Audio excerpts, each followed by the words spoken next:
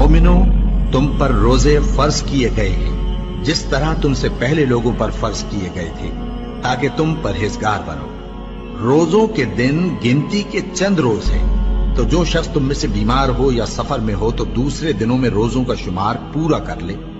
और जो लोग रोजा रखने की ताकत रखें लेकिन रखें नहीं, वो रोजे के बदले मोहताज को खाना खिला दें। और जो कोई अपनी मर्जी से ज्यादा नेकी करे तो उसके हक में ज्यादा अच्छा है। और अगर समझो तो रोजा रखना ही तुम्हारे हक में बेहतर है। रोजों का महीना रमजान का महीना है, जिसमें कुरान अव्वल नाजिल हुआ, जो लोगों का रहनुमा है और जिसमें हिदायत की खुली निशानियां हैं और जो हक व बातिल को अलग अलग करने वाला है। तो जो कोई तुम में से इस महीने में मौजूद हो, चाहिए कि पूरे महीने के रोजे रखे, और जो बीमार हो या सफर में हो तो दूसरे दिनों में रोजे रखकर उनका शुमार पूरा कर ले।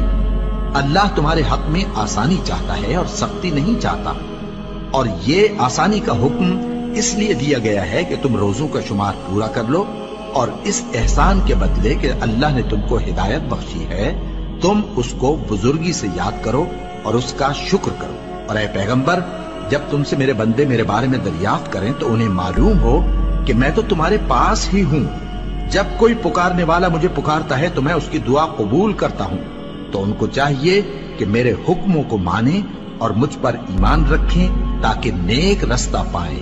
रोजों की रातों में तुम्हारे लिए अपनी औरतों के पास जाना जायज कर दिया गया है। वो तुम्हारी पोशाक हैं और तुम उनकी पोशाक हो। अल्लाह को मालूम है कि तुम उनके पास जाने से अपने हक में खयानत करते थे, सो उसने तुम पर मेहरबानी की और तुम्हारी हरकत से दरगुजर फरमाई।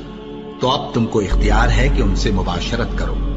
और अल्लाह ने जो चीज तुम्हारे लिए लिख रखी है, यानी औलाद, उसको अल्लाह से तलब करो और खाओ और पियो, यहां तक कि सुबह की सफेद धारी रात की सियाह धारी से अलग नजर आने लगे। फिर रोजा रखकर रात तक पूरा करो। और जब तुम मस्जिदों में एतकाफ बैठते हो तो उनसे मुबाशरत न करो। ये अल्लाह की हदें हैं, इनके पास न जाना। इसी तरह अल्लाह अपनी आयतें लोगों के समझाने के लिए खोल खोल कर बयान फरमाता है, ताकि वो परहेजगार बने।